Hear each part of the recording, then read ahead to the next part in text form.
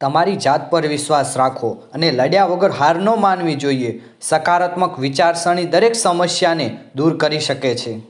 ભૂતકાળમાં એક રાજા પાડોશી રાજ્યનું રાજપાટ હડપવા માંગતો હતો. તેના માટે શત્રુ રાજ્યોએ રાજ્યના બીજા શત્રુઓની સાથે હાથ મિલાવ્યો અને આક્રમણ કરવા માટે સેના બોલાવી. બધા શત્રુઓ એક સાથે આવી ગયા હતા. તેના કારણે તેમની સેના ઘણી મોટી થઈ ગઈ હતી. જ્યારે આ વાત રાજાને ખબર પડી તો તે ગભરાઈ ગયો. રાજા તરત જ પોતાના સેનાપતિ પાસે પહોંચ્યો અને સેનાપતિ પણ ગભરાઈ ગયો હતો. સેનાપતિએ જ્યારે શત્રુઓની સેના વિશે સાંભળ્યું તો તેને રાજાને કહ્યું કે હવે આપણી હાર નક્કી છે. શત્રુઓની સંખ્યા ઘણી મોટી હતી.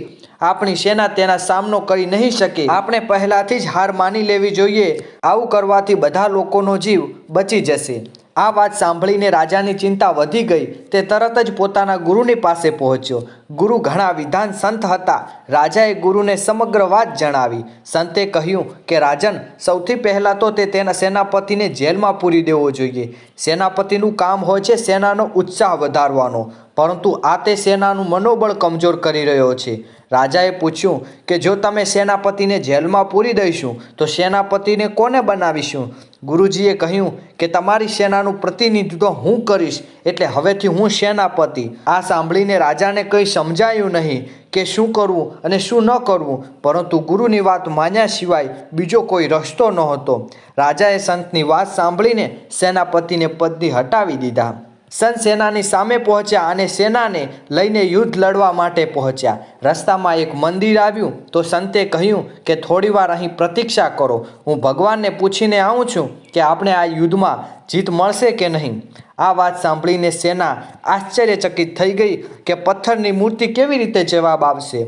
પરંતુ સંત વિશે બધા જાણતા હતા કે તેઓ વર્ષોથી પૂજાપાઠ કરી રહ્યા છે, તો શક્ય છે કે ભગવાન સાથે તેમની વાતચીત થઈ જશે. થોડી વાર બાદ સંત પાછા આવ્યા અને તેમને સેનાને કહ્યું, ભગવાને કહ્યું છે જો આજ રાત્રે મંદિરમાં રોશની દેખાય તો સમજી જવું કે તમારી સેનાની જીત થશે.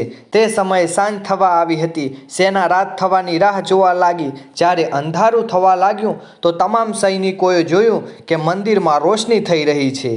આ જોઈને સંપૂર્ણ સેનાનું મનોબળ વધી ગયું અને તમામ લોકો કહેવા લાગ્યા કે ભગવાન પણ આપણી સાથે છીએ, તો જીત આપણી જ થશે. બીજા દિવસે મનોબળની સાથે સેના શત્રુઓ પર તૂટી પડી. થોડા જ દિવસોમાં શત્રુઓની સેનાની હાલત ખરાબ થઈ ગઈ. કેટલાક સૈનિકો મેદાન છોડીને ભાગી ગયા તો કેટલાક લોકોએ આત્મસમર્પણ કર્યું. આ રીતે રાજાની સેના યુદ્ધ જીતી ગઈ. યુદ્ધ જીત્યા બાદ સેના પોતાના રાજ્યમાં પાછી જઈ રહી હતી તો રસ્તામાં તેઓ મંદિરમાં પાછા આવ્યા. સેનાએ સૈનિકોને જણાવ્યું કે તે દિવસે મેં અહીં એક દીવો પ્રગટાવ્યો હતો. દિવસ હોવાને કારણે દીવાનો પ્રકાશ નહોતો દેખાતો, પરંતુ અંધારું થતાં દીવાનો પ્રકાશ દેખાવા લાગ્યો તો અમારા બધાનું મનોબળ વધી ગયું. આ મનોબળથી આપણે જીત મળી છે. મિત્રો, આપણને બોધ એ મળે છે કે મનમાં ઉત્સાહ હશે ને તો કોઈ કામ મુશ્કેલ નહીં લાગે. મોટામાં મોટું કામ પણ મનોબળની સાથે કરવાથી સફળતા મળે છે.